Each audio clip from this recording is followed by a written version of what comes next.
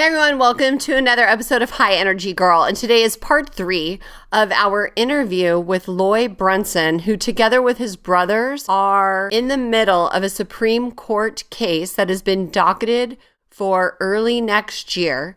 And in this episode, we cover so much with the fraud, with money laundering, with talking about the Fed, the IRS, and returning the taxes to we the people. It is a phenomenal episode, and I can't wait for you to hear it. So let's go and say hello to Loy. Hey everyone, welcome to High Energy Girl, a podcast helping women to age stronger because it is never too late to get fit, be strong, and feel sexy.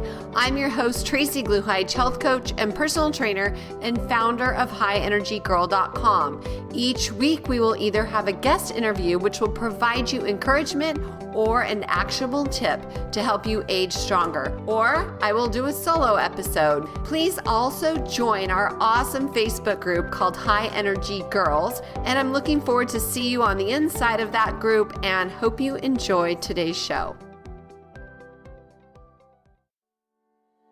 Hey everyone, this is Tracy, and I have a special announcement.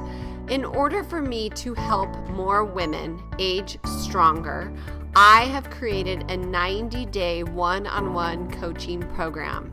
And the goal here is to teach women over 50 how to age stronger while burning fat and boosting energy without going hungry or living in the gym. If you'd like more information, please hit me up at tracy@highenergygirl.com or friend me on Facebook and send me a message. I have a goal of transforming 1,000 women in the next year, and I hope you are one of them.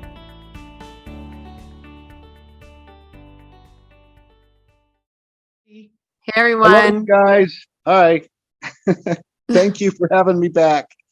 It's our pleasure. So I feel, because this is such a pivotal time in the history of America, that it's important for everybody to do a moment of prayer for this, because what is about to take place is one of those events in the course of our history that I really feel is we're being divinely inspired. And they always say with prayer, where two or more are gathered, I am there. And we have a vast audience where I'm sure there's thousands of people tuning in. And if we all harness our energy and stand behind this in prayer, we can move this. We can move mountains. We can make a huge impact. So I'm just going to ask everybody, I don't know what's going to come out of my mouth, and everybody, afterwards is welcome to join in, but I just want everybody to close their eyes. And we ask God to bless these brothers for bringing this monumental court case for our nation, for this moment in history that will catapult the course of direction of America. And we are all awake and aware of the vast, monumental challenges that America is facing. And this court case is the answer to everyone's prayer. And I ask everybody that is involved in this court case, from the Supreme Court justices and all the other people involved, to allow God to overlight your hearts with the truth, to overlight your hearts to do the right thing, to have America be back having constitutional law that will guide and direct the course of our history and allow the truth of our nation to be heard for our we the people, to uphold the rule of law in this country and do the right thing and change the course of history that we have been going down a very slippery slope. And I ask all of the listeners to stay in prayer during this time till this is heard, and to overlight this country with love and with truth and with your faith, because this is our pivotal moment as we, the people, to be heard, to finally have a voice. Stand behind this movement and allow your voice to be heard. Write your letters. And we ask that we stand united together under the umbrella of the Constitution of this country. And I thank all of you. Amen. Amen. Amen. Thank you. Well done, Holly.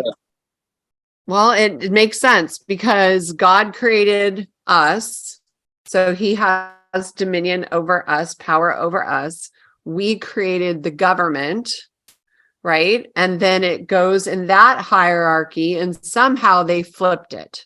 And they're trying to remove God out of everything. So it's crazy.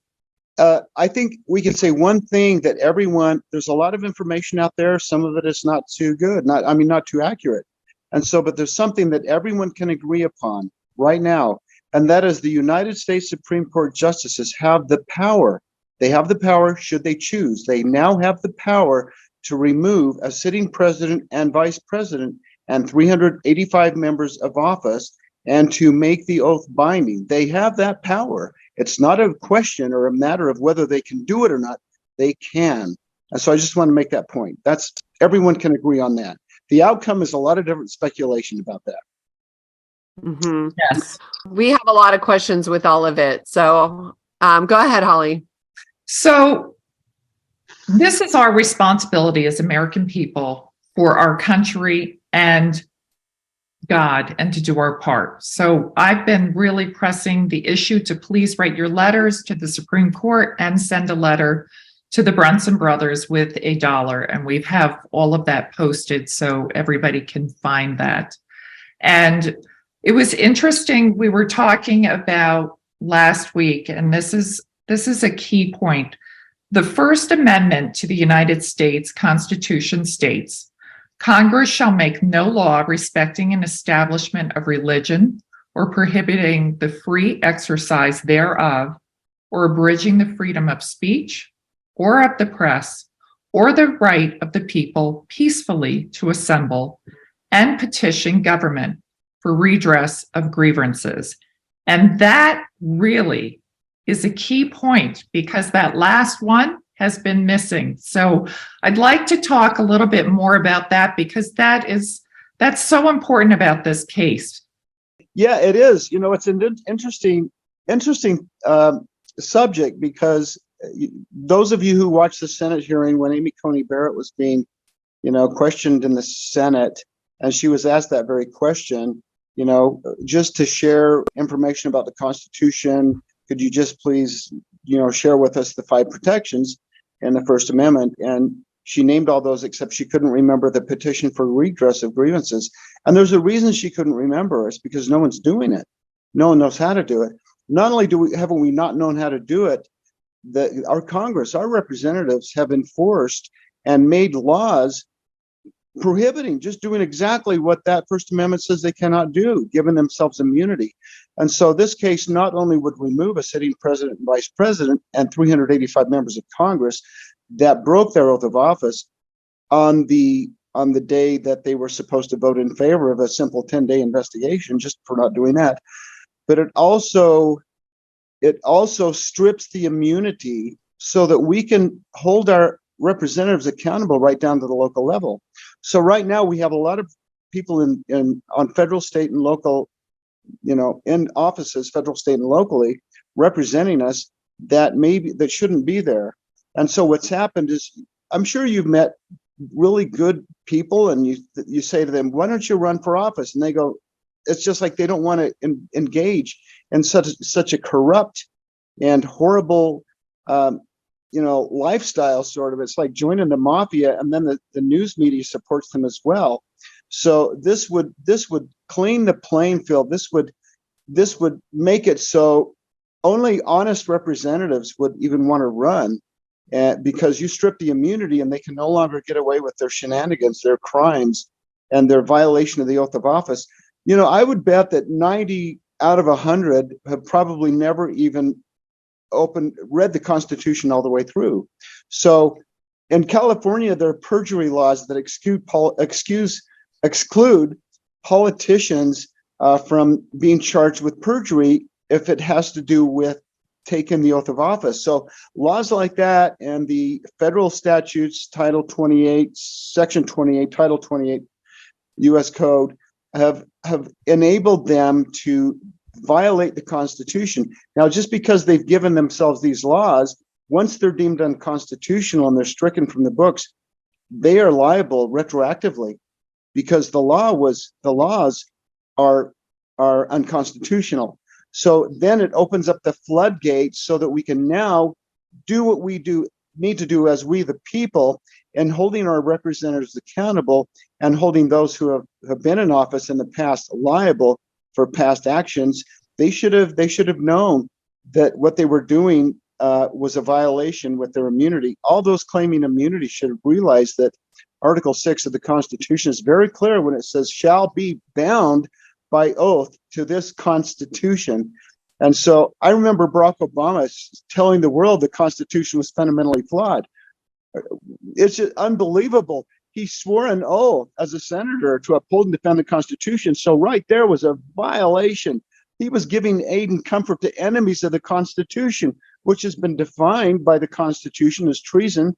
And also the punishments have been defined by Congress. The lower one is imprisonment, and I think 10 years in jail or 5 years in jail, minimum. The low treason, $10,000 fine and being barred from holding public office the rest of your life. And that's why one of the reliefs we're asking for is that we follow that line of reasoning with the Constitution, is that these people that have breached our security by not simply taking a 10-day pause to investigate the witnesses' claims, the 100 credible members of Congress witnesses' claims to that there was enough evidence, far more evidence than needed to at least investigate. Because they did not investigate, they need to be removed and replaced with honest candidates, honest representatives. And think about it, instead of politicians trying to get into a position in government so that they can line their pockets and feel the power and the fame or whatever from it, they will then be accountable. So there are people that are willing. I mean, every day there are people in the military. Our veterans have gone in willing to lay down their lives for this Constitution. They've all taken an oath to it. So they would have no problem running for office and being bound by a serious oath that the Constitution demands. So it would clean the playing field. It would clean the landscape of those people who want immunity and abuse the Constitution and abuse their oath. And also, I think that people think, oh, what would happen if the Supreme Court decides in favor of the petitioner, in favor of us? What would happen is there's some positive points to this for all parties.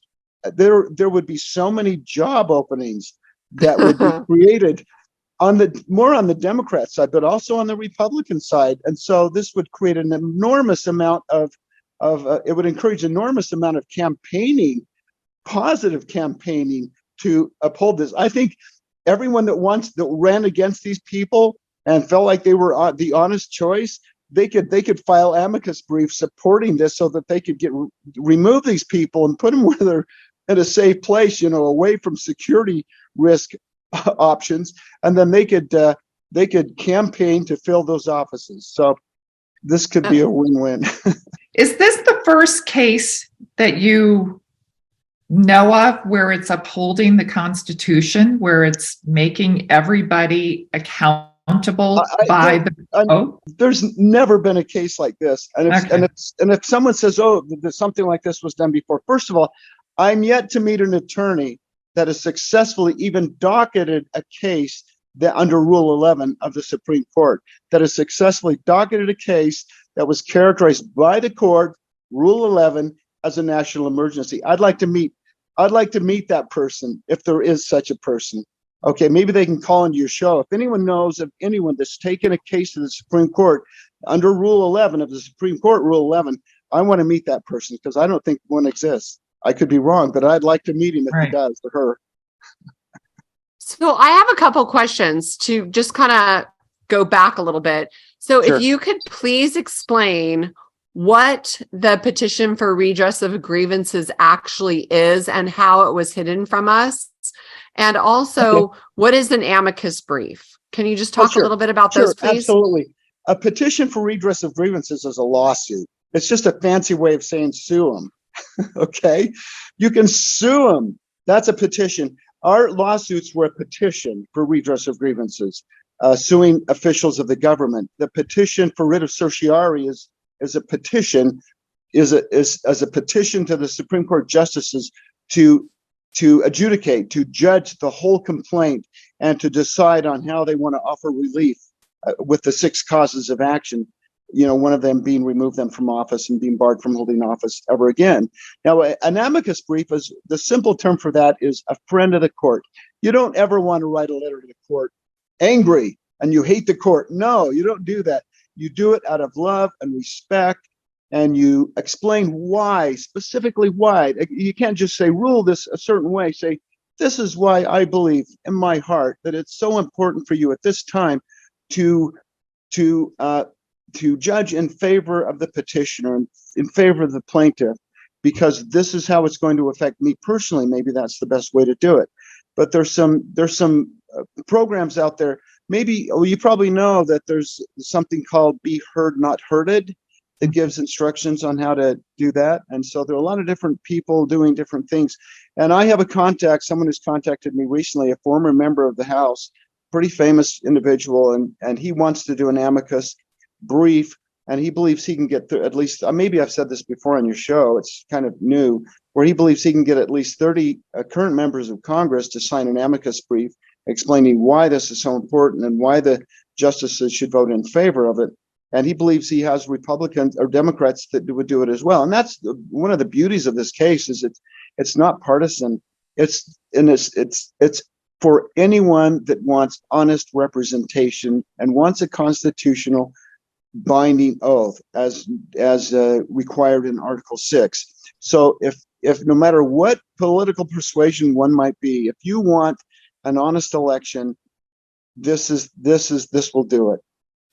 Well, that makes sense. I honestly never realized that either side was corrupt or that any of it was corrupt. I just felt like everybody had everybody's best interest in mind. Yeah. Always, my husband always says I'm very gullible because I always want to believe the best in everyone. Yeah. Since in the last couple of years, my opinion has changed. So, but that makes sense. And I love the idea that there are people still in the arena that care and have this conscience and want to make a difference. I do think that people would be afraid to run because I heard that if they're a good guy and they don't join the bad guys team, then they get bribed and all of that to join that team, right? Yeah, this would change that. So that they would feel like now they have an honorable opportunity where with other honorable people. So I saw something posted where someone had a dream or a vision a couple of years ago, which was amazing because it was a couple of years ago where they had a vision of a hearing, the House and the Senate, I think both, and they saw many seats were vacated and empty. And yeah, I get choked up thinking about it. Well, that's the plan of God, right? But what she saw is she saw regular people coming and filling those seats, and it's so touching. This vision that she had. She saw nurses and doctors and carpenters and contractors and business people coming in and filling those seats, and that's what we need, and that's what we can have. So. That would be true representation by the people. Absolutely. That's really what it is. Yeah. Does the Supreme Court have immunity? Can they claim immunity? Well, the judicial immunity is a different subject. Okay. We're talking about representatives, and even judges can be sued if they do something that's administrative. When the U.S. attorneys were battling with us, they actually cited, I think it was Forrester. It's called the Forrester case. And they were suing it. Forrester was suing a judge for something the judge had done. And the U.S. attorneys used this as part of their pleadings. And they used the argument that the judge's representation provided. But I don't think the U.S. attorneys read the whole case, or else they were trying to pull one on us. And I hope they weren't trying to pull one on us. But we read the whole case where they showed the argument claiming immunity, but the whole case, it was judged that the judge was guilty because he crossed over into an administrative position. He made decisions. He went over to the administrative part of the court and told them to do things. And because he did that, he didn't have immunity. So I don't know that much about judicial immunity. There may be certain instances where there is, but I know in Utah, and I tried to call back this number, where there was actually an actual fund for if you could show that judges had made mistakes, and when it was obvious on the docket or whatever, that there was a fund to compensate those who had been damaged by judges. So something like that could happen. I know that the redress of grievances is not the judicial branch. It's the executive branch that is liable, and it is the Congress, the legislative branch. But if members of the Supreme Court misbehave, I mean, there are things that can be done, but I'm not familiar with that, and I'm not a lawyer.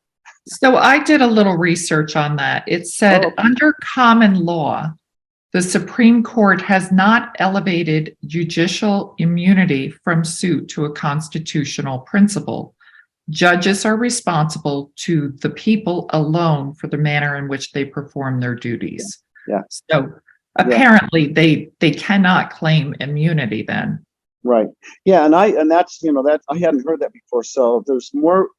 As this proceeds forward, we'll learn more and dig deeper into immunity having to do with judges and everything. But I think there should at least be, like on a local and state level, a fund set up where, like I was involved in a case where the judge signed the wrong judgment. He signed a full summary judgment against someone when he meant to sign the different document, which was a full summary judgment against the person he ruled in favor of. And so when that was brought to his attention, he apologized. But it's like there had been losses and time and damages done. And so where do we go? So there should be a fund set up, especially for things like that, where we could take the documents to a special division, at the Attorney General's office and submit that and receive compensation for that. So it all has to be worked out. I mean, I have concepts and ideas, but the actual application of all of it, that's up to the people to figure out, right? We the people. Oh, yeah, this is just the beginning. Yeah. And it's great because now people will get excited about the Constitution. Think about it. We've had so much constitutional abuse. How can we get excited about it if they're going to use it? So the oath of office and making it binding and removing those who, some of the members of Congress may have just acted not out of a malicious kind of criminal way, but they just didn't know better because they didn't know what they were doing. But we need to remove members of Congress like that. They shouldn't be members of Congress. And it's a message to other people that run for office that you've got to know the Constitution. You have to know your duties, especially having to do with security breach, such as witnesses having to do with such an important event as certifying electoral votes. You don't certify electoral votes if they're evidence of fraud. It's a simple legal term, and the attorneys that rammed it through should have known and just said to themselves, fraud vitiates everything. And that's just not on a local level. When there's fraud involved, it vitiates. In other words, you put a hold on your constitutional duties until you make sure you can fulfill your constitutional duties. I'm going to reverse this. until you can fulfill your constitutional duties in a constitutionally sound way. It's like anything else. If you have an obligation to do something and you see a problem, it's like getting into your car. If you see a flat tire, and you're an Uber driver, you don't just, I'm an Uber driver, I got to go drive. You stop and you say, well, my responsibility is to be put a pause until I make sure it's safe for my riders, right? And so it's such a basic concept. That's why I'm just blown away. An investigation could show that there was some reasons behind their wanting to just ram it through. And you know how mobs work, the more the merrier, right? The more, if other people doing, you feel like you can get away with it, right? So they shouldn't be allowed to get away with it regardless of intent, whether that was an honest, just kind of, just an ignorant attempt doing something that, or if it was something a little more sinister. That needs to be investigated. And so that could happen. If this case moves forward, then it could could all be investigated for any kind of criminal kind of motivation having to do with it. And that would be the Department of Justice job. And we would, of course, have a new Department of Justice if this moved forward. And then they could find out if there's any criminal intent. That's why it's so important that they should have all had separate attorneys. They shouldn't have one attorney, U.S. attorneys, right from the get-go. If someone had found out about this and really been smart, they would have said, hey, this could happen. This could go all the way to the Supreme Court. And therefore, I don't want to be associated with other members of Congress that could be guilty of conspiracy. Because when you're charged with conspiracy, which is one of the causes of action against them, civil conspiracy, when you're charged with conspiracy, you don't get all your conspirators together and be represented by the same attorney. That's like admitting guilt, right? So we've got conspiracy charges and all of them have the same legal representation. It's kind of like bizarre, because they're so confident that there's nothing to it. The U.S. attorneys think there's nothing to it. So if the U.S. attorneys had been sharper in thinking that there was some merit to this case, they wouldn't have handled it. They would have said, this is something where all you defendants need to go find representation, because let's say it moves forward and then there's some conspiracy problems. The U.S. attorneys could be liable for representing 388 defendants, where they could become hostile co-defendants. It's what it's called. So they could be liable. And so now and this is new information. I haven't talked about this. So the Solicitor General representing them now, it's almost like she should either concede or she should tell all the defendants to get new counsel and not go in and argue in their behalf, because she argues in their behalf in front of the justices.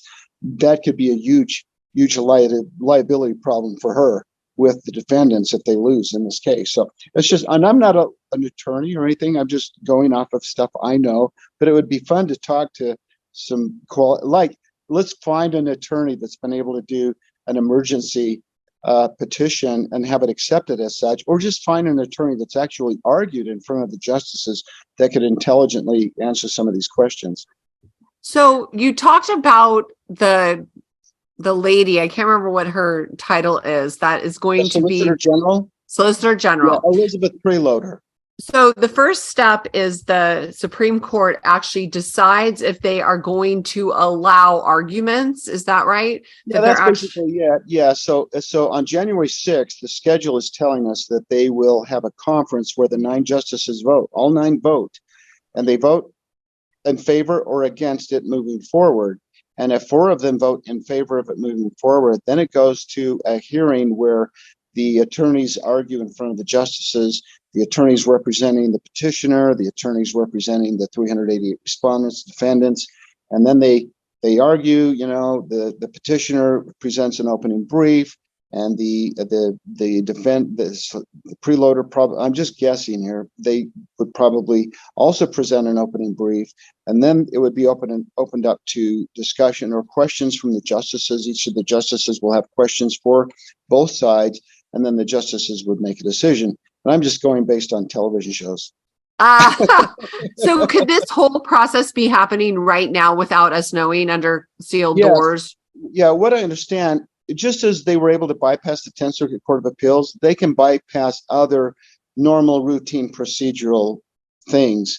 And so this could actually be completely resolved and executed even before January 3rd, or even January 6th or January 3rd. The new Congress, I guess, comes in at January 3rd. So this could be completely executed, and every aspect of this, between now and Christmas. Who knows? I think it should be. I think it's serious enough that if they really want to do it right, they should follow my plan, like I mentioned before, and that is just simply a court order delivered by the U.S. Marshals to the Sergeant at Arms, where they cancel 385 credentials, and they also cancel the executive branch credentials. And then they go to the press and make sure that they have special teams so that the press doesn't incite riots based on false information and false news.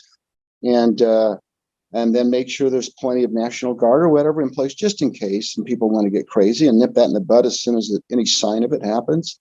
And I think with that, and then I think the press should advertise or promote that, hey, if you ran against any of these people and you're an honest person, here's your opportunity. So start your campaigns going, honest campaigns. So I don't think those campaign people would disagree with with those orders and with the positive outcome that we hope happens. So listening to this case, it seems like the United States has not been operating really by constitutional law in a very long time. They've been operating with their own statutes and codes and kind of keep making stuff up and fitting to what they want.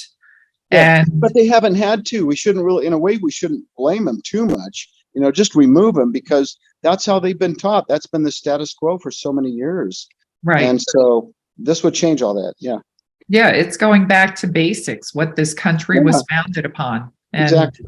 And if you operate by that, then you don't have to make all this other stuff up and keep reinventing the wheel. Exactly. And Well, then we have a very happy, productive society, and standard of living goes through the roof, and taxes go down to nothing, and people get to keep what they own, and it'll solve a lot of depression too, because a lot of people are depressed because of taxes. They're probably taking drugs or seeing their psychologist. It's like going to a concentration camp in World War II Germany.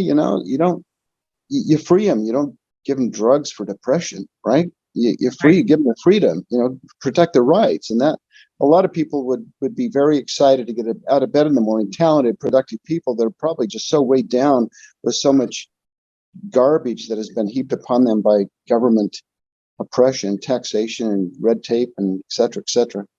So you said last time about getting back all the money we paid into federal taxes, including property taxes, but I'm not connecting the dots here. Here we have a case because they did not investigate for 10 days. And then we want to get rid of their immunity for that investigation. And then I feel like there's some dots missing before you get to the refund and taxes. Can you fill in that gap? That's like the deep stuff we were getting into. I just kind of have a vision of approaching the Federal Reserve. You've heard all this talk about auditing the Fed. And I've talked to Senator Hatch about this. He agreed with me. I've talked to Stephen Moore about this. He's agreed with me. He was chief economics advisor for Donald Trump, and he's still, on Fox News a lot. We just need to, if we want to address that again, when $1 trillion is created out of thin air, it's not supposed to be debt for us, the taxpayer. And that's what it is. So when we correct that, we will see that the Constitution provides a tax-free system.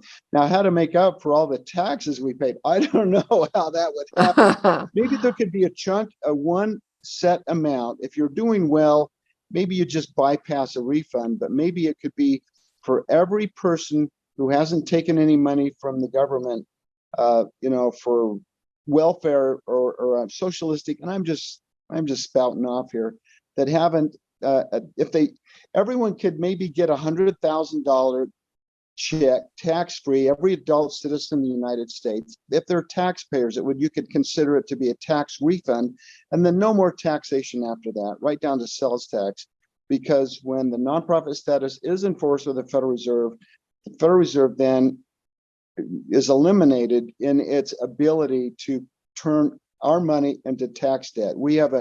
Right now we're operating under a fraudulent debt-based currency, and you call it debt-based because the scoundrels that are creating money out of thin air, that are supposed to return every trillion they create to the Treasury as profit, are actually billing us for most of it. They return a few million just to make it look like they're returning money. It's like, I don't think their operating expenses exceed a few $1 million, and they're keeping quite a few trillions of dollars and creating trillions that we don't know about and spending it.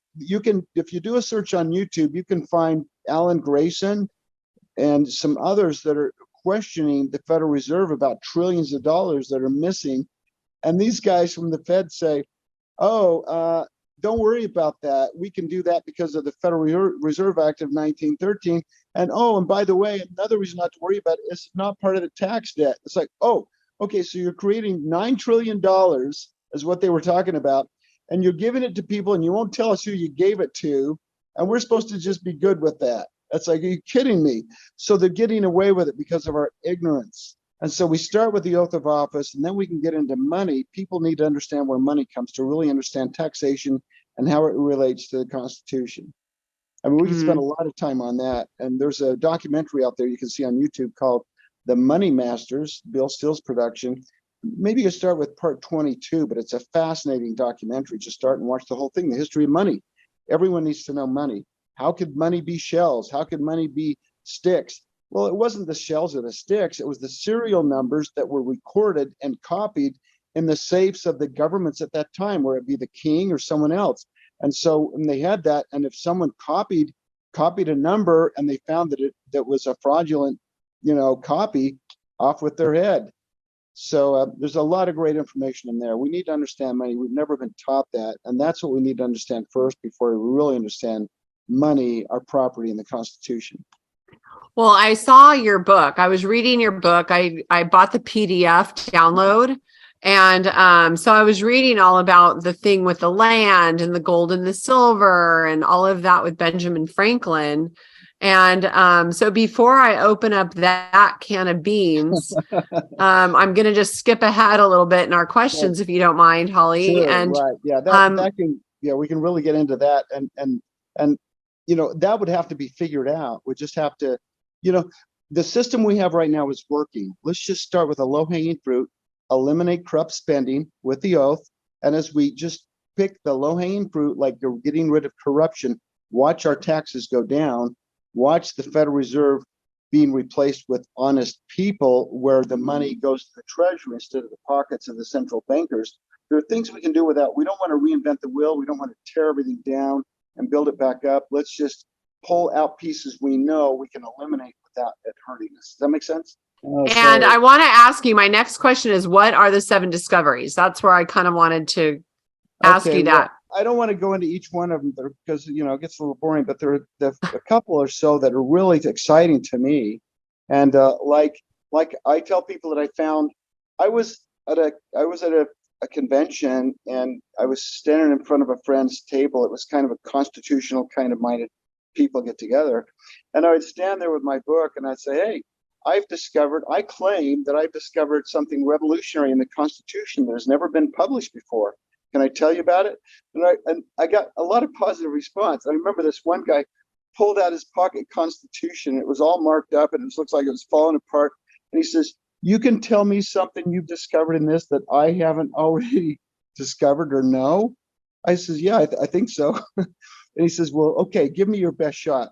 I says, well, I'd like, and it's like, I'd like to receive a donation too, if I can prove to you that the discovery that I'm claiming is in the book. He says, okay, all right.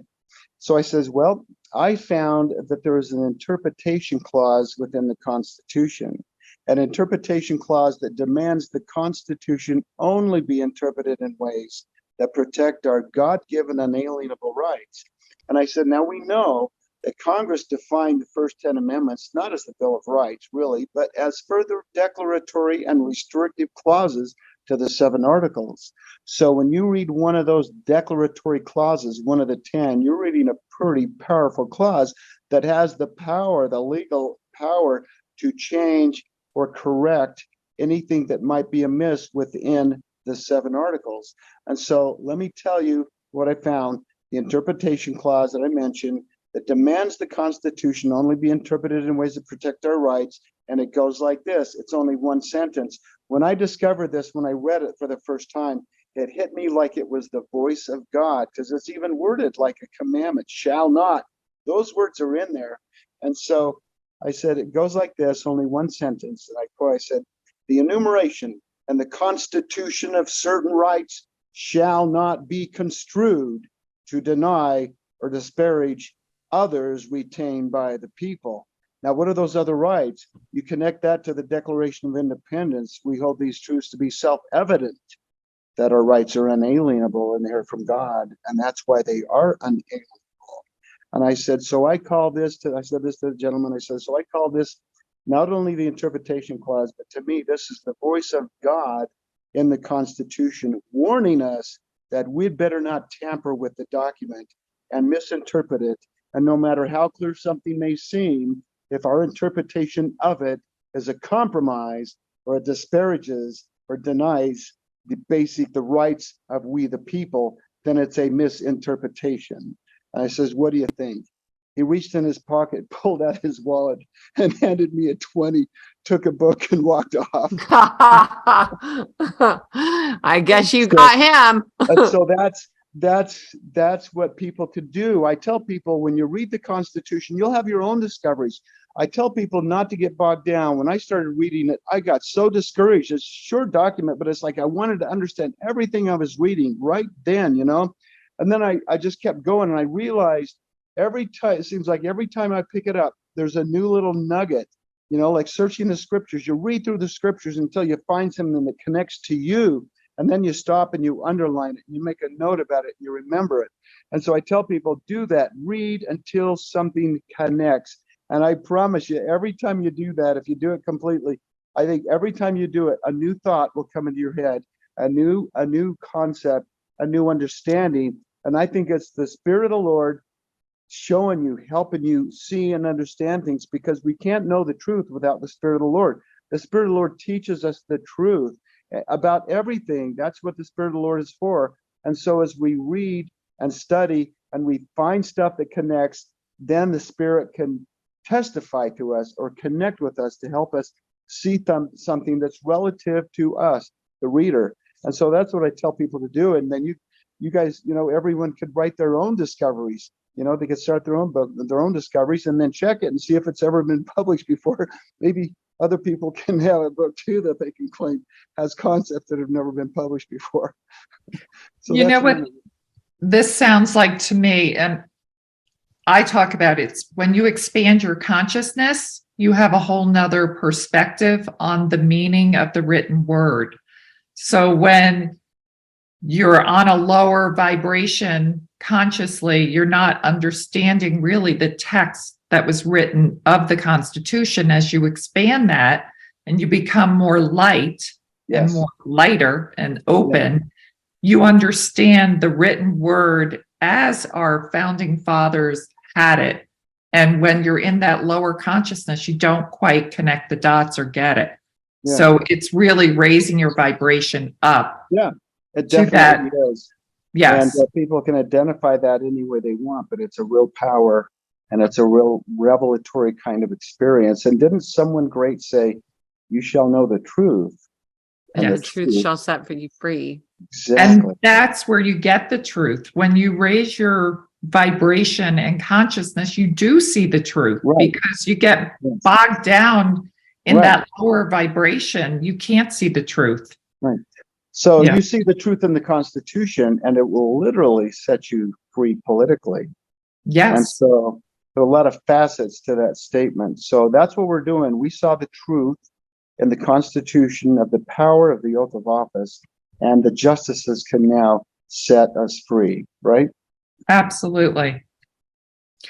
I have a question that a lot have brought up. Why was this case handpicked? Why do you think it was handpicked? Well, because there are many, many cases that are presented to them, so they couldn't handpick it until they got it. That needs to be understood. They didn't just find it, in the federal docket that it was coming up the ladder and contact us. No, we had to get it to them first, and then they saw the value of it. So the clerk of the court is much different than a clerk of a justice. And I've said this before, people need to understand that. The clerk of the court, he's the gatekeeper.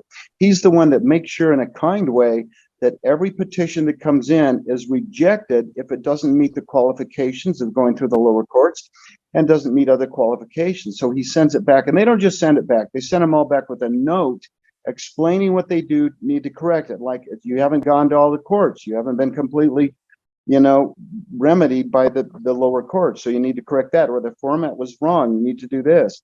So they're very good that way. So when we sent ours in, we hadn't gone to the 10th Circuit. I've talked about this before.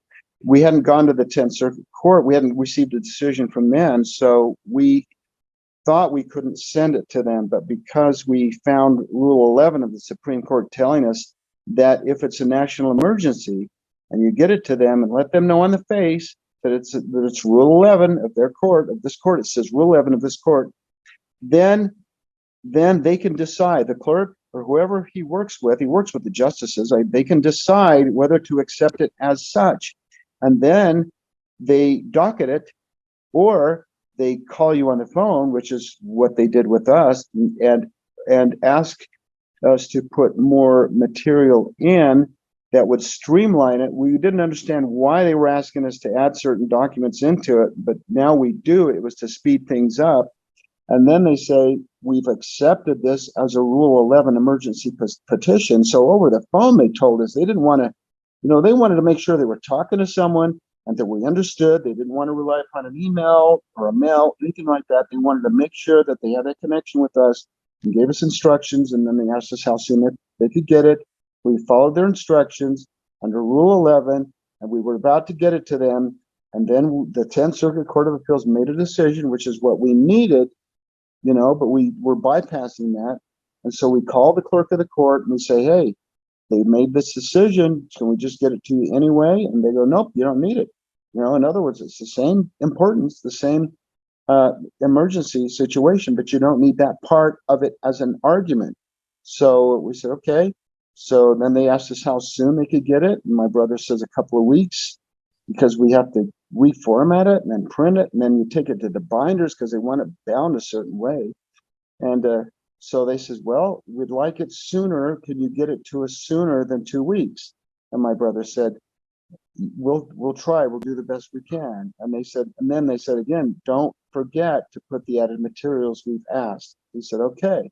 And so we were real fortunate to get it to them instead of 2 weeks in 1 week. And this might have been said in the other show, that we sent it to them on a Thursday. They got it on a Friday. Monday, they docketed it and they showed on the docket that it was filed the day we mailed it, which is like a standard procedure. It's interesting because they show it was received on the 24th, filed on the 20th. So they had access to this way before we did the second one, because as soon as we sent the first one in, I know they went to the docket of the lower court and read the pleadings, because they were asking us for information from that they had read, but they wanted it to be in their condensed, perfect bound petition so that they could stay organized and look through it. Then they can always refer to the complaint itself. And so now that they have it, they can go to the complaint and completely judge the whole complaint and execute the whole complaint with the petition. So you mentioned a minute ago or a little bit ago that January 3rd was a significant date because the new Congress is in session. So why in the world would they wait until January 6th? And is that January 3rd? Is that what I've heard you say, lame duck session? Well, the January 3rd, I believe, is when Congress is back in session, right? So, yeah. But January 6th is the conference. Now they don't have to, they could hold a conference before then. This is an emergency. They probably, right. I'm guessing they probably just went standard procedure, set it out there. So, standard procedure to not reflect any kind of emergency kind of actions, because this, in my opinion, should be a sealed case where they don't do anything that would reflect what they're doing because of the serious and emergency nature of this case. So, but I think that I don't think it would be fair to the defendants to show up on the 3rd and see their credentials are canceled then. I think it would be much more fair to them if they were notified before that their credentials are canceled, especially since we're trying to save on fuel and not have, carbon emissions, with their jets and their cars coming to Washington. Okay, that's another whole can of worms, Loy. Come on now. But no, I really think it could be a positive thing, because there'd be so many people wanting to replace these people. I mean, it's an exciting time. It's like we're not going to be out of it. It's not like we're going to be missing a bunch of members of Congress. They can just refill those gaps, pretty quickly. And then we continue in a much better, constitutional way that'll benefit everyone, whether they understand that it's going to benefit them or not. And then if we could have the news reporting the news, and everyone will stop. A lot of people will stop stressing about constitutional government, and they'll receive it. It protects everyone. So Tracy mentioned lame duck session. For those that aren't aware of that, can you explain what a lame duck session? Okay. There are a lot of people more qualified than me. I just go by what I've heard. And that is when a politician, when a representative has lost the 22 election for 2023, they can go in and willy-nilly vote for any way they want, in a lame duck session because they're because they're not going to be held accountable for it. But I'm thinking if Congress doesn't convene until 2023, then I don't know. I need to research that and find out if they're out of session right now and they're not going to be in session until the 3rd of January. Well, it would be the new Congress. So it wouldn't be a lame duck session because it would be people who have been reelected and you're going to have to be reelected again.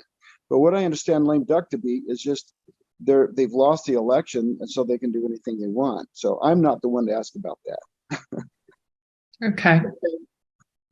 And another question is pro se. Can you explain what that is for people that don't know what that means? Yeah, there are a lot of terms, legal terms and stuff, political terms that I think are almost created to confuse people. Okay, so pro se simply means you represent yourself. You don't have an attorney representing you. Usually, judges try to help you out if you don't have an attorney, but they want to see that you put some effort into it. They don't want you to just come into court and do it for me. So pro se means you represent yourself. Now, I want to give an example of how confusing the political scene is with terms that don't make sense. Whenever a U.S. House of Representatives, a member of the U.S. House of Representatives, is introduced on national television or anywhere, he's introduced as a member of Congress. Well, first of all, there's a state Congress and then there's a U.S. Congress. Which one is it? And then second of all, the Constitution defines the House and the Senate as Congress. So you could actually be correct to say, here, I'd like to introduce to you Senator Mike Lee, a member of Congress.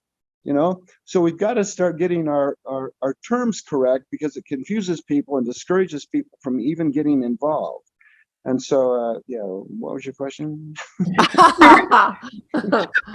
We wanted to know what pro se was. So it's representing yourself without an attorney, basically. Absolutely. Yeah, absolutely. Yeah. Okay. And you probably don't, you're not going to have to represent yourself. It's not a trial where you need an attorney or need somebody to represent you. Okay, I hope it's all adjudicated.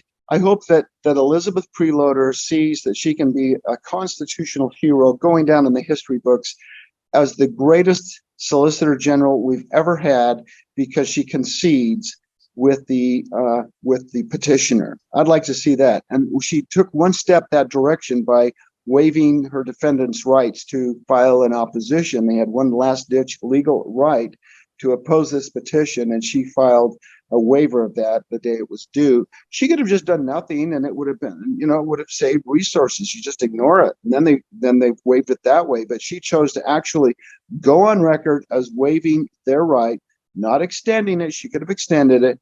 She did that. So she will be a hero and she will go down in the history books. I think she could. So that's amazing. There are a lot of really incredible things about this case. And people have said, if they vote against this, it's a vote against the Constitution. They've already taken 2 oaths. A lot of people don't realize that the Supreme Court justices have taken 2 constitutional oaths. They take a judicial oath, which includes supporting the Constitution, but then they also take, I think it's identical to the congressional oath, where they really get into it and they swear to preserve, protect, and defend against all enemies, foreign and domestic, and that they do this without any mental reservation or any, it's really detailed. So they've taken 2 oaths. So this is a vote for the Constitution. It's not a vote for the outcome of the election or anything like that. It's a vote for establishing, upholding, and defending the Constitution. If these justices want to fulfill their oath in the best possible way in upholding and defending the Constitution of the United States, wow, this is it for them. And they would go down in history as possibly the most famous and greatest Supreme Court justices that we've had since the get-go of this wonderful union and Republican form of government we call the United States of America. Well, like we said last time we spoke, either way, this is game over. Either way it goes, it's game over. Yeah. You're right, because now we know, and this isn't, we'll just keep at it, but, Right. but I feel like we're sort of at a precipice here. We're sort of at a brink where something needs to happen, and this is their opportunity. I can't imagine the justices. I can't imagine any of them voting against this. Yeah. There's no logical reason for that. So, But if and they did, that would help with unifying this country, because if people saw this as a 9-0, where if they're, let's say they're Democrats and they love the three Democrat appointed justices, they would see that here's a unity and an example for the rest of the country. It would really be an amazing peacekeeping kind of initiative, I think.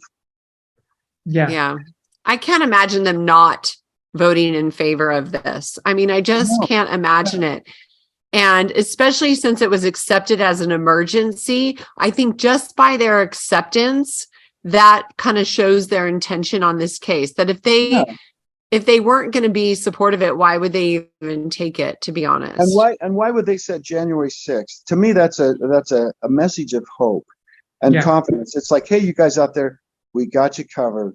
We're going to protect you, and we're going to protect the Constitution. And that, just look at this little message, January 6th, we're going to get together for conference, or maybe we'll have a surprise for you before then. Yeah, Christmas is coming. Are you familiar? I'm sure you are. There was a movie out, Mr. Smith Goes to Washington. Oh, yeah. Familiar? This is so similar to that, because Mr. Smith, all the Boy Scouts rallied and wrote letters and supported him, and just, that was a turning point. So we, the people, are doing the same for you. We're writing all our letters on behalf of you. It's very similar, the two cases. Yeah. And I just want to say, when you say you, we're talking about my two brothers, and even my other family members, my other brother and sister. It's a family effort. I'm just the spokesperson. I was involved in the writing and composing of the complaints and the litigation, with my constitutional background, and my other brother with oh my gosh, what he did. There's an incredible story there, where if he hadn't have gotten involved and really pushed myself and my brother Darren to formulate it in a way that it would be accepted as a nonpartisan effort. It's just like, it's been a great team effort. So yes, it's on behalf of all the Brunsons, not just you. You're just the one we're talking to. Right. So you have a sister, so there's 5 of you total? Yeah.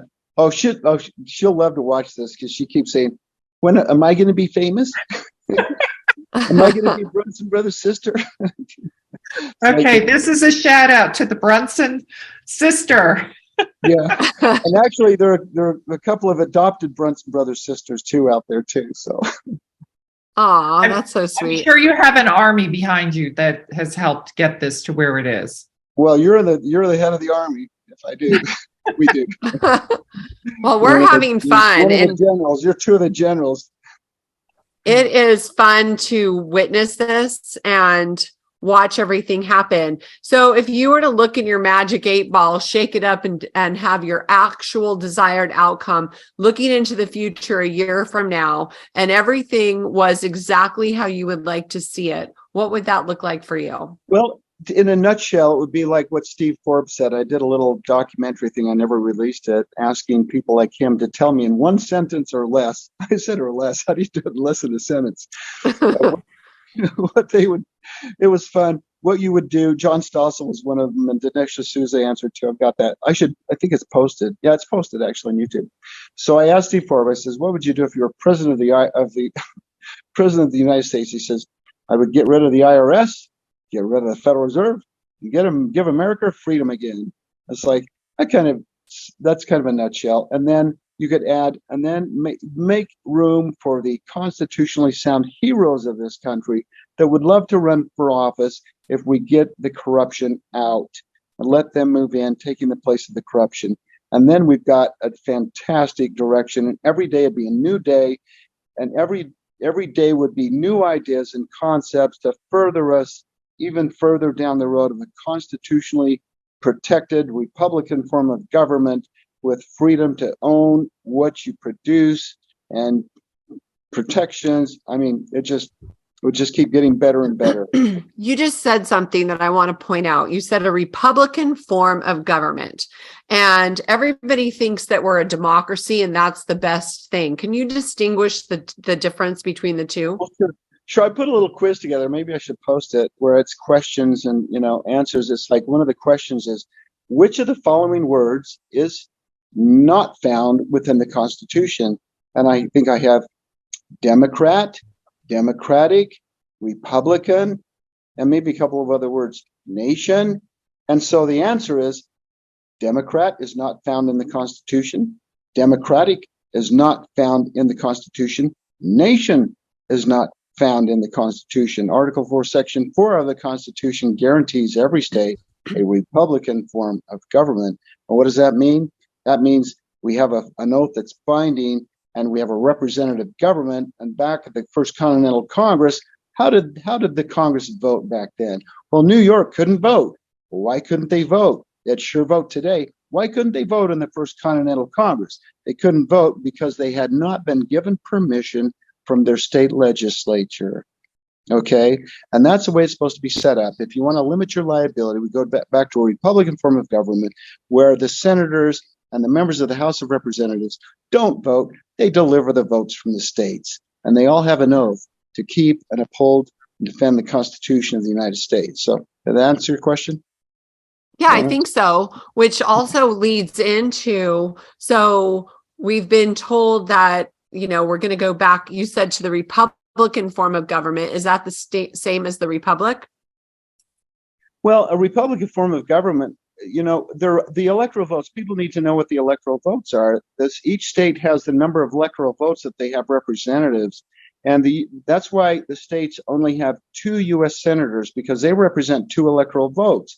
So you don't want Wyoming to have less electoral votes than, based on them being a state. You've got to even the playing field out. So California would have more representatives, which would allow them to have more electoral votes in that area. But the U.S. Senate, they only are allowed 2. So they have 2 electoral votes representing the same number that they have for U.S. senators. So that's the same in every state to kind of equal the playing field, because every state is actually a nation, according to the Constitution. Nation and state, those words meant the same thing in the Declaration of Independence, right? So to even the playing field and give the proper representation power that smaller states need to have to maintain their independence and to maintain their voice in Washington, D.C., they need to have the same number of U.S. senators. And so that's why we only have 100 U.S. senators, is because each state only is allowed 2 U.S. senators. Here's a point that I want to make so people don't get confused. When we're saying republic, we're not talking the 2 parties of Democrat and Republican. Yeah. So I just want to be clear. When we're saying Republican, the word republic is, I don't think, in the Constitution, but Republican form of government is. And go ahead, and you can explain what that is. It doesn't mean the Republican Party. No. Correct. That's what I wanted to be clear, because people may hear that and get confused that we're doing away with we're going to have only the Republicans. Right. And that's not what that is. That would be a shock if they were reading the Constitution looking for one of those nuggets and they get to Article 4, Section 4 and see a Republican form of government guaranteed in every state, right? That think, what the heck? We got to toss this document, right? Well, that's good to make that clarification. Yeah. So you also just said that every state is a nation, and it's my understanding that when you look at United States of America, that it's the states of America that were united. So united was an adjective, and states of America. So we have a Pledge of Allegiance that needs to be corrected. How does it go? Pledge allegiance to the, I don't even know anymore. The flag of the United States of America, right. And to the republic for which it stands, one nation. Okay, hold it right there. Right there. One nation is wrong. We're one union. We're one union. See? So that's got to change. We need to change that. One union under God, and then what's the next word? Indivisible. Gotta change that too. Got to change that too. We're divisible. Ah. Okay. So who messed that up? How did that Someone get? did. I forgot. I knew, but I forgot who it was. Someone gave it to us, and they were. I know. It was written in 1892. However, the 14th Amendment came about in 1871 or 1879 that became everybody was under one jurisdiction, and this came after that. So that's probably why it was. Constitution wasn't amended to reflect that, was it? No. Yeah, no. So the 10th Amendment is very clear about states' rights and how we're independent states. We're not one nation. So that's another correction that needs to be made. And with a constitutionally sound government and representatives, we could maybe experience something we've never dreamt of. Yes. I just looked up a Republican government, and I want to read this so that everybody has clarity on this. A Republican government is one in which the people directly or indirectly are the ultimate source of authority, electing representatives to make laws that serve their interest and advance the common good. Republicanism would prove its political viability in the founding of America. Okay. And then we need to add onto that a constitutional republic, which gives it further and deeper meaning to the word Republican. Yeah. Interesting. Just so everybody knows, that's what that means. That's what we're talking about. Wow, great. That's phenomenal. So I have another question that somebody's asked me to ask you. Sure. What is equity courts versus the rule of law? What if equity versus what? What's equity? The equity courts versus rule of law, equity of courts. Well, now we're getting into legal terms and legal discussion. I don't want to do that because I'm not qualified. I'm not an attorney, but there are two things in the petition that are referenced, and that's equitable maxim and the object principle of justice. And the references are to two other Supreme Court dockets, or at least one, where the petitioner was my brother, Darren Brunson. And so if you do a search for Darren Brunson on the docket, you'll find that, and they'll explain that more with the difference. Equitable maxim is a bad constitutional decision, I think, based back in the 40s, where it allows judges right down to the local level to just toss cases without even reading the pleadings. And that's equitable maxim. So the judges have the power to decide if they don't like the case or not based on the face. Unclean hands is a term they use, where they can see right on the face that it's a bad thing.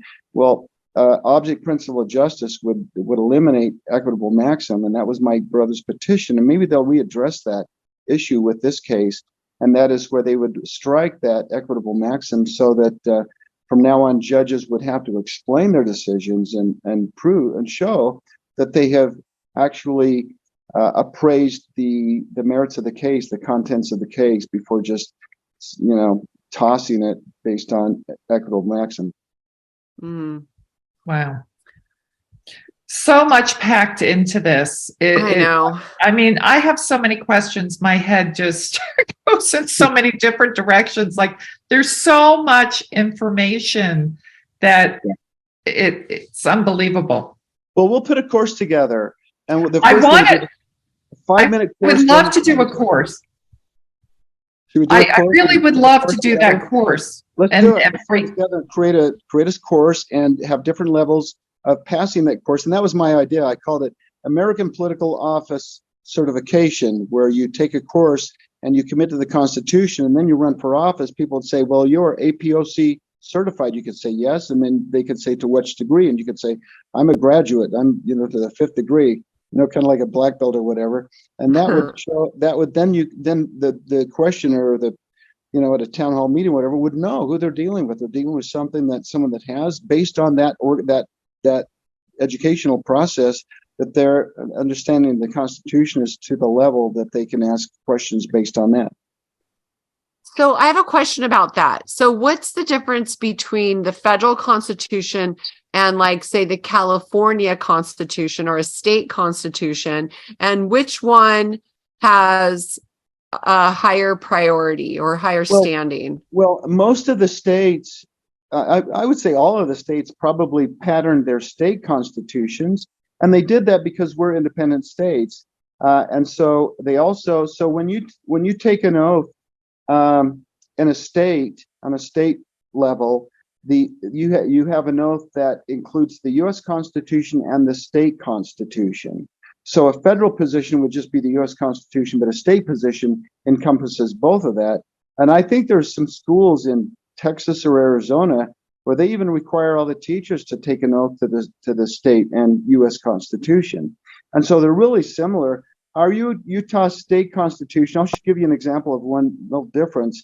The last line of the Fifth Amendment of the U.S. Constitution states, "Nor shall private property be taken for public use without just compensation." I say that includes your money. So we got a problem, folks, with government. We got to correct. So now the state constitution is almost identical, but I like it a little better because it states, "Nor shall private property be taken or damaged without just compensation." And so there have been a lot of immunity laws, and in Utah, there are immunity laws where people are damaged by the government and there's no recourse.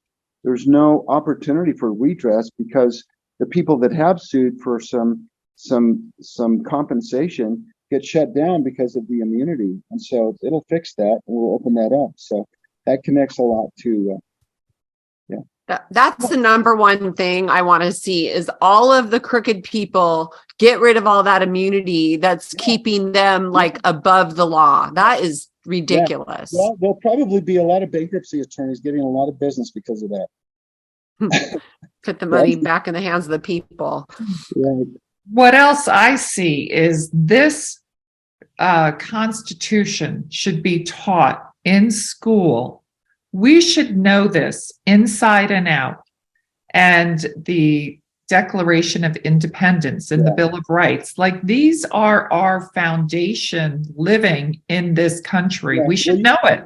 Yeah, well, see, you're asking me the 7 discoveries, and that's what this is. This is bringing people to the clauses that have been ignored, maybe intentionally in many ways, and just excluded from discussion.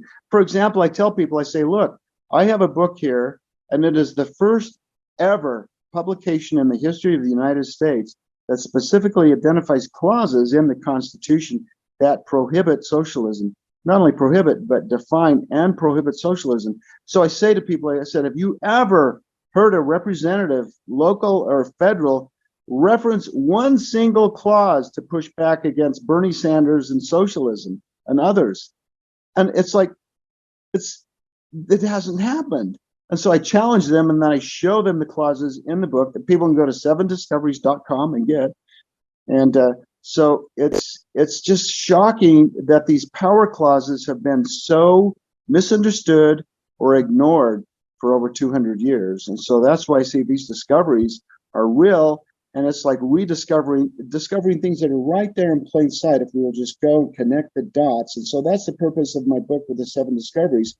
And Q&A in the back, it's a pocket constitution, but much more, but the Q&A and the other sections, so that people can start to get grounded and get familiar with a constitution that doesn't contradict itself. Today, unfortunately, even our conservative teachers, they teach things in the Constitution that are contradictory because they don't understand these discoveries. And once people can see and connect the dots that I show in this book, then they'll be able to see the power, begin to see the true power of the Constitution and the oath. So when will you have the hard copies back in stock? You can get the hard copies should be within the next, actually, I think you can order some now and you'll get them. We're just doing smaller prints. I'm waiting for a huge printer. They can do 500,000 a day, and I'm waiting for them to get back to me where we want to maybe do 10 to 30,000 copies as soon as we can. So, and also the petitions are available in hardcover. You know what, people? There's some really amazing people we have on the website now. For $1,000, you can get the hardbound petition signed by all 3 of the brothers, and people are donating $1,000 for that signed petition. And I had one caller say they wanted us to sign the front of it so that they could put it in a frame. I thought, wow, that's amazing. Wow. So this is probably a question that's not been asked. What's in store for the Brunson brothers? Are they going to go for office? Ooh. I thought you were going to say, are they going to start playing again? Well, you can play your trumpet there. At the celebration party, you guys can have a concert. Yeah. there was the Brunson brothers. If you do a search for Brunson brothers history, you can see some YouTube videos on YouTube. And so my brother, there was a little quote there saying, these guys have got to be in their 80s now. You guys are asking about them playing. So I made a comment that says, no, we can still play. So my brother, my youngest 80s. because of the TV shows, my youngest brother says he's playing better now than he ever has in his life. He's practicing, and he's encouraging us to play because he wants to. We have a Brunson Brothers studio. It's where we record and do videos and stuff. America's Got Talent has asked us in the past. Maybe they would never want us now. But are you going to hold office? What's that? Oh, I don't know. I would consider running for office. I'd rather not. I'd rather just kind of speak and be an educator, because there are a lot of people that I think would be better qualified, to be a senator. Or there's so much you have to remember and stuff. And I don't know, Well, I've said to people, if I actually have run a couple of times for U.S. Senate, but I didn't campaign. I knew I didn't have a chance, but it gave me a chance to talk to people and share concepts. And I thought, hey, if people get excited about what I'm saying, sure, I would accept the office. But if I win, I've told people if I were to go to as a U.S. Senator, if I were to go there, I would go as the constitutional professor, so to speak, with a high school dropout degree. That's awesome. I think you all would be phenomenal just because of your background and your knowledge and really what you've done to put America back on course again. Because this case, it is a missile that is just going to blow up what we have right now. Yeah, and I think people like you should run for office because you can take the ball and run farther than what we've taken it. We've got to cross the finish line now. Now, people who understand these concepts, they can apply their incredible knowledge and experience and talent to this. And it's like we have all these pilots that are super trained, but they haven't had the plane that they're trained to fly in. And so with a little adjustments with what they already know, it's like they can be terrific, standard bearers and constitutional supporters in public office. So yeah, and a lot of the people I think that would make good candidates are people who've always had the heart to run, and maybe they did and didn't get in due to I don't even want to bring this up, but election fraud. Sorry, I said it and I believe it. So I feel like those are the people, like the Santa Clara County Sheriff race that we had. There was a guy that everybody wanted and supported. There was signs everywhere. He campaigned. He was loved. And then all of a sudden, this guy that nobody knew won. Go figure, right? Yeah. So, but that guy, I think, would make the best, candidate because his heart's already there. Well, there's some amazing people that are just smart enough to just stay out of it completely. They won't get into it. They will come forward. I shouldn't say smart enough, but they. So I wanted to ask you a question because I think it's really important to start laying the foundation of the history. So the Declaration or the Constitution, the father of the Constitution is James Madison. And a lot of people don't know that. And just if you want to talk about a little history of that. I'll talk, because actually I've had people tell me that the Constitution contradicted itself in their mind reading it until I showed them the fixes. I say the first 10 amendments purified the Constitution, made it absolutely perfect with Amendment 9. And we know that Thomas Jefferson and John Adams had big disagreements. They each told each other that if they got their way, it would destroy the country. And Thomas Jefferson said that if the borrowing clause was inserted within the 7 articles of the Constitution, it would destroy the country. And I think he was right. Hamilton had a different opinion. Hamilton was a brilliant man, but so Jefferson was right. Well, the borrowing clause was inserted. But when I read the Constitution, started connecting the dots, I saw a chess match. I was beginning to see the history of the document, the arguments, the discussions, without going to the Federalist Papers, the Anti-Federalist Papers, or without reading the history behind it. I say you can actually go to the document and start connecting the dots and see that there was a battle. It wasn't like they were all in agreement, okay? Like I just said, the battle over the borrowing clause. And so there were tax clauses. So the brilliance of the last line of the Fifth Amendment, when they came out, when the how would I describe this? There was a group that came out of the Constitution and said, we've lost. Maybe they both felt like they lost. Both sides felt like they lost. But you know what? We lose if we don't understand the document. And I think those people who really know they lost have been winning with our ignorance. So they come out and say, oh, we've lost. But if we trick people or convince people with our power and money that it's defined differently than what it really is, we'll win. And so an example of that is the last line of the Fifth Amendment that I say abolishes the tax clauses, abolishes, amends right out of existence the borrowing clause that Jefferson said would destroy this country, and also the gold and silver clause. We don't need to back our money with gold and silver. It's working right now. It's just in the wrong hands. And so I say those people that say we want to trash our currency system, it's like, hold on.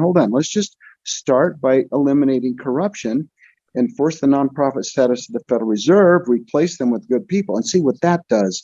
And then see if you want to back it with gold and silver. And I've had conversations where they go, well, the Constitution demands it. And I say, no, it doesn't, because the Fifth Amendment basically states you can't have your gold and silver taken from you for public use, which would be having our gold and silver taken to back up money, right?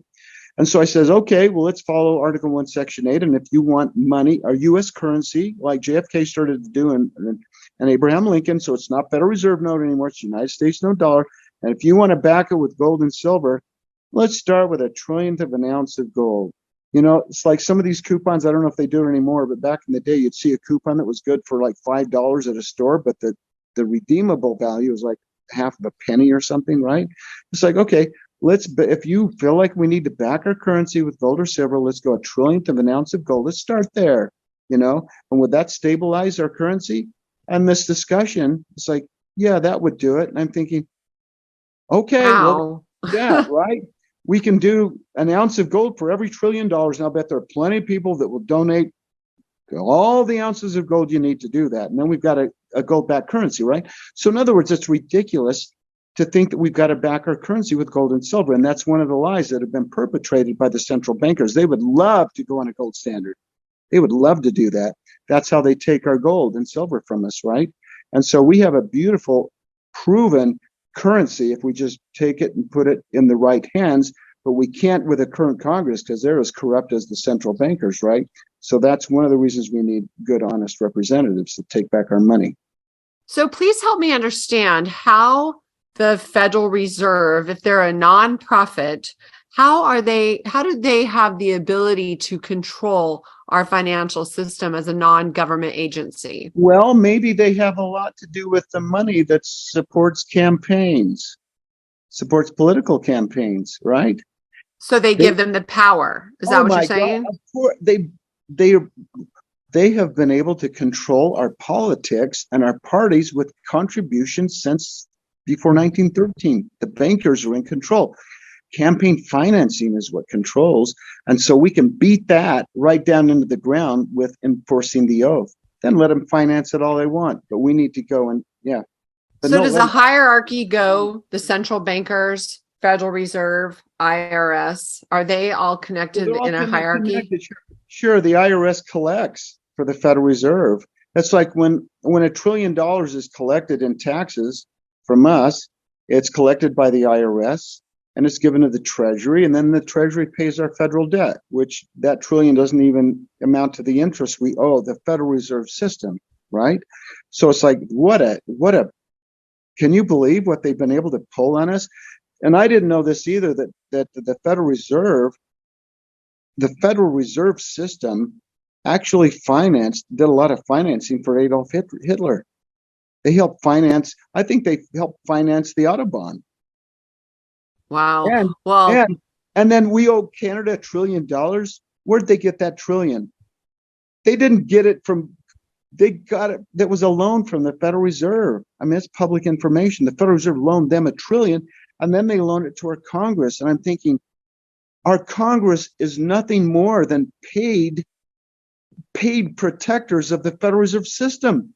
whether they Right. know it or whether they know it or not. They've all been paid to protect them, and the media protects them. Notice, I mean, I've heard Tucker Carlson maybe once or twice mention if $1 trillion is created out of thin air, why are we paying taxes? You know, that's profit. Why are we being billed for that? And then you never hear him talk about it again. And he's probably told you say that one more time, you're off the air.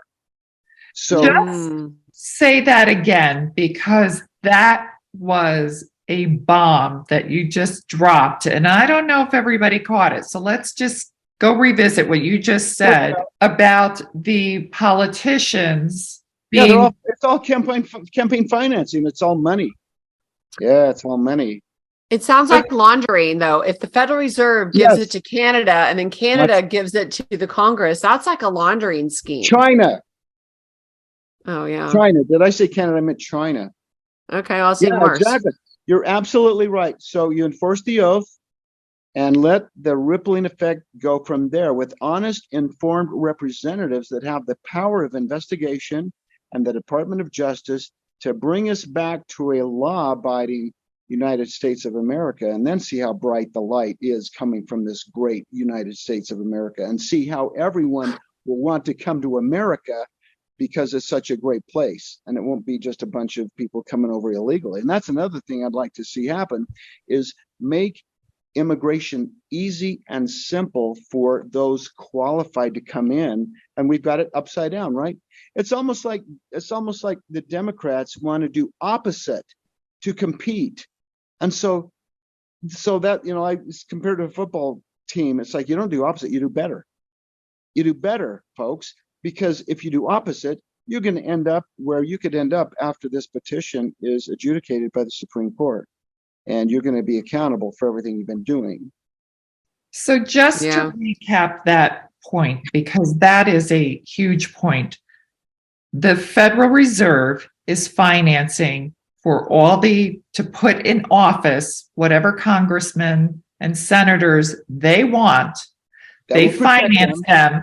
They get in office. They are not upholding the Constitution. Right. They're writing all codes and statutes to make whatever rules they want.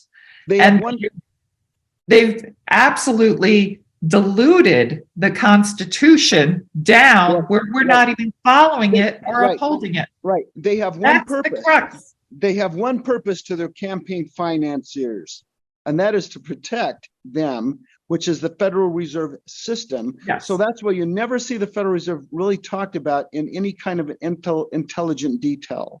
You know, this is like a. Yeah. Yeah. It really is. It is huge. Yeah. That's the problem. Yeah. That is a big problem. There's a scripture. I'm not going to tell you where I got the scripture. You have to find it. And it says, remember to overthrow the money changers in mine own due time, saith the Lord. And that's what I believe we're experiencing now is a modern money changers. And how do you overthrow money changers?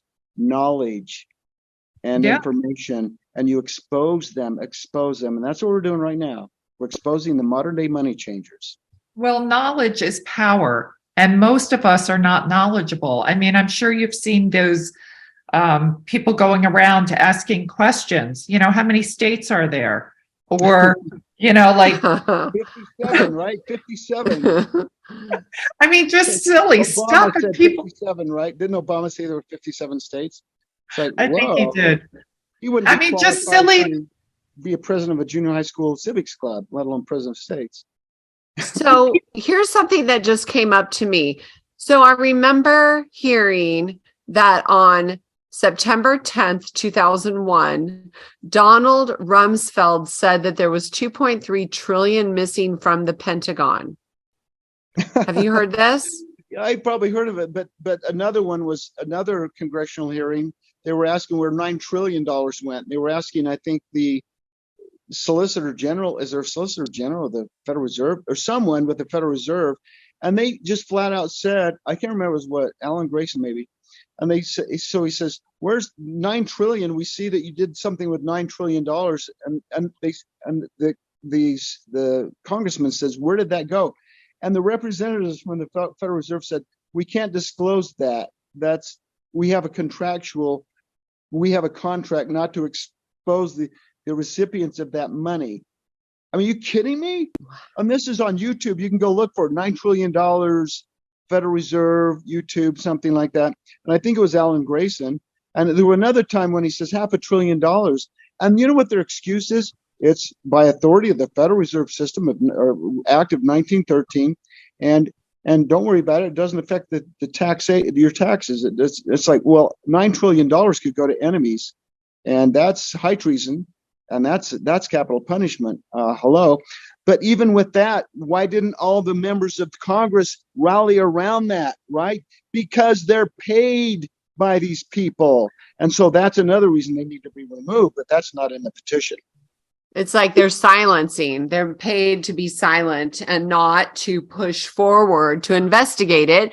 Hello. Right. And that's where we're at the very beginning. That's right. That's right. That's why they need to remove these. Paid off. That's ridiculous. Yeah. I mean, I know I had a 501c3 and you need to lay out where your nonprofit money goes. You can't just say, oh, sorry, that's like private. Well, and they're creating trillions out of thin air and pocketing it. They probably have enough wealth, real wealth, not just paper money or digital money. They have probably accumulated most of the global assets. The global entities are probably owned by these guys from that money. I think we have Kennecott Copper here in Utah. I think they take out at least $1 trillion worth of ore every year. I'll bet it's a company owns that they control or own. And I've met with a congressman. No, he says you won't believe there are people running around in this United States with $1 trillion+ portfolios, buying up big ticket items as much as they can with this money. So we have a problem, and we need to audit, and we need to collect and return those assets to the U.S. Treasury. Yeah, we have a huge problem. Yeah. But some of the executive orders that are still in play are about confiscating assets of anybody involved in treason. And so there you go. We can apply that to them, can't we? Yeah, that would make sense, right? Yeah, and maybe that's absolutely. where we find the funds to refund all the tax dollars because we're confiscating the assets, we liquidate, and then here you go, everyone. And this is real value. These are assets that could be divided up amongst that would raise the standard of living in this country. So that's what I would love to see. It's really heartbreaking right now when you hear of people suffering, especially when they're losing their homes. Yeah. Because we know that anytime somebody's foreclosed on, it's complete fraud. Well, yeah, all mortgages probably ought to be paid off. They could probably be paid off, and then money to boot, and then let everyone go to work, because no more social programs. No, you've got to go to work, and they will go to work because they've got a boost. They've got money in their pocket, and they've got some breathing room, and they can go to school, or they can learn something, and they can apply their business skills, invent something, and then, And I believe that we're being called to participate more in society. I love to refer to it as the art of contribution. Like, we're not going to just sit home and play video games and let the world pass, but we need to contribute to make the society a better place for all. Well, people will want to do it. There are tons of people that want to work, but they don't want to go and work and have everything taken from them when they earn it. I know this would cure a ton of depression. Maybe 90% of the depression in this country would be cured by just eliminating taxation. Mm-hmm. Yeah. Then because it creates hopelessness, you know, especially like this month with property taxes, with income taxes, with all of it. And then you have the pressure of Christmas. So that makes sense. Right. I just want to tell you how grateful I am for you and your family for actually having the chonies to step up and take this case on. This is big because you're fighting a big institution that has been ruling our country and our world for a very long time. And the fact that you have the guts to do this, I want to honor your mom and your father for instilling this in you and telling you can do whatever you choose to do. What great parents you've had, and, been able to continue on that, that blessing. Sure. Thank you. I hope they're listening. Well, this also goes back to, most people feel their voices are never heard. Why would I go do something? It's not going to have an impact. Why, I can't even imagine how much work you guys put to do all the mounds of paperwork to bring that to the Supreme Court. Yeah. But you have that spirit in you. One person can make a change. Yeah. Don't ever think your voice is not important or that you don't matter or that you can make a change, because you guys are inspiring future generations to stand up when you see an injustice, that your voice does matter. You can make a change. You can do anything that you put your mind to. Don't ever have anybody tell you no or you can't do something. And I'm the type of person, you tell me no, I'm going to prove you wrong. Like, watch out. I will prove you wrong. Well said. Thank you. Yes. too. And you're paving the way for everybody to have a voice and to just keep going no matter what. Great. Yeah. Thank That's you. important. We need that in our youth. And now you're making it happen. You're getting that message out there. So you guys are on the front line. You're doing a terrific job. You get into it much deeper than anyone else has. Others are great. They're just covering the petition, but you're really getting into some great stuff here that we could just keep going and going until we actually have a whole institute where people could come and see all your videos, and then they'd know everything they need to know. Well, Awesome. what would be really fun as I'm reading this book is breaking down all of these important lessons about the 7 discoveries, about all these hidden things in the Constitution. Because I feel like sometimes when you look at things slowly but go deep, it absorbs better than just reading something and glossing it over. It's like, talk about it, discuss it. That's what I mean when they tell you in history class, oh, read these 50 pages. And to me, it would just put me asleep. I mean, I failed one of my college level history courses because just reading those books was so boring, but reading and discussing helps absorption, especially for a kinesthetic learner. But have you seen the Q&A in the back of the little book? The Q&A. Yeah. I actually have that open right now. It's on page like 88. Yeah. Some of that has never been published before. Those concepts are unique. Some of those concepts are unique and never thought about, more overlooked information. So it's like the Constitution we can help the Constitution uphold it by showing the power in it that has been ignored and not used. And that's what we're doing. We're just using the oath part. We start there with this case, and then we go on. Have they edited any of this good stuff out in what we now, if you were just to go buy a copy of a pocket Constitution right now, has any of this been edited out? Oh, well, the Constitution has no explanations. So a pocket Constitution will have exactly what I have in there, but I have the guide. I highlight those clauses. I explain them and Q&A. So it's all there like it's been hidden. It's like I met with the owner of the National Center for Constitutional Studies. And when I met with them the first time and showed him what I had, there had been 57 million printed.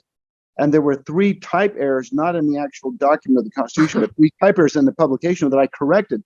So the last, 8 million copies have my correction in them. But it's the same Constitution, but you need it. It's like, the words are there. You need to understand money and just where it comes from, and you need to understand how powerful the first 10 amendments are. But so getting my book is like advancing. This took years for me to get to these connections of dots. And so this is like in just hours or whatever, you can connect things that have never been connected before. Oh, that's so fun.